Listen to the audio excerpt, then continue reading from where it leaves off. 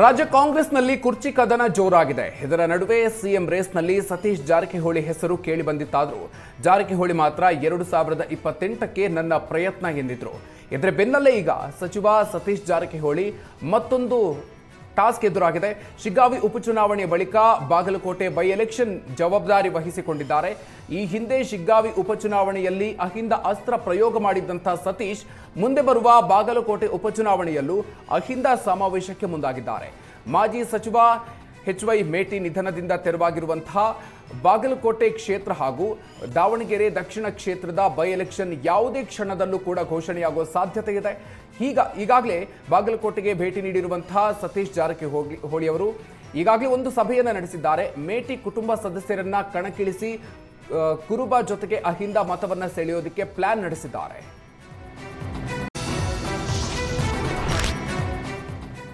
JCB ದುರಸ್ತಿ ಹೆಸರಲ್ಲಿ ಪುರಸಭೆ ಮುಖ್ಯಾಧಿಕಾರಿ ಲಕ್ಷ ಹಣ ಲೂಟಿ ಹೊಡೆದಿರುವ ಆರೋಪ ಕೇಳಿಬಂದಿದೆ. ಯಾದಗಿರಿ ಜಿಲ್ಲೆಯ ಸುರಪುರ ತಾಲೂಕಿನ ಕೆಂಭಾವಿ ಪುರಸಭೆ ಮುಖ್ಯಾಧಿಕಾರಿ ಮೊಹಮ್ಮದ್ ವಿರುದ್ಧ ಈ ಗಂಭೀರ ಆರೋಪ ಕೇಳಿಬಂದಿದೆ. ಜೆಸಿಬಿ ದುರಸ್ತಿಗೆ 5 ಲಕ್ಷ ರೂಪಾಯಿ ಬಿಲ್ ಎತ್ಕೊಂಡಿದ್ದಾರೆ ಅಂತ ಕೆಂಭಾವಿ ಪುರಸಭೆ ಮುಖ್ಯಾಧಿಕಾರಿ ವಿರುದ್ಧ ಪುರಸಭೆ ಸದಸ್ಯರು ಆರೋಪಿಸಿದ್ದಾರೆ. ಪುರಸಭೆ ಮುಖ್ಯಾಧಿಕಾರಿ ಮೊಹಮ್ಮದ್ ವಿರುದ್ಧ ಶಿಸ್ತು ಕ್ರಮ ಕೈಗೊಳ್ಳಬೇಕು ಅಂತ ಹಿರಿಯ ಅಧಿಕಾರಿಗಳಿಗೆ ಸದಸ್ಯರು ಆಗ್ರಹಿಸಿದ್ದಾರೆ. ಶಿವಮೊಗ್ಗ ಜಿಲ್ಲೆಯ ಸಾಗರ ತಾಲೂಕಿನಲ್ಲಿ ಆನೆಗಳ ಹಾವಳಿಗೆ ಜನರು ಹೈರಾಣಾಗಿದ್ದಾರೆ. ಬರೂರು ಗ್ರಾಮ ಪಂಚಾಯಿತಿ ವ್ಯಾಪ್ತಿಯ ಗುತ್ತನಹಳ್ಳಿ ಮುತ್ತಲಬೈಲು ಗ್ರಾಮದಲ್ಲಿ ಕಾಡಾನೆಗಳು ರೈತರ ತೋಟಗಳಿಗೆ ನುಗ್ಗಿ ಬೆಳೆ ನಾಶ ಮಾಡಿವೆ.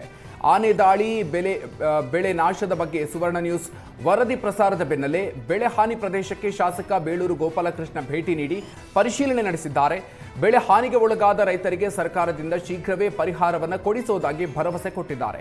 ಅಲ್ಲದೆ ವೈಯಕ್ತಿಕವಾಗಿಯೂ ಸಹಾಯವನ್ನ ಮಾಡ್ತೀನಿ, ಯಾರೂ ಕೂಡ ಧೈರ್ಯವನ್ನ ಕಳ್ಕೊಳ್ಬೇಡಿ ಅಂತ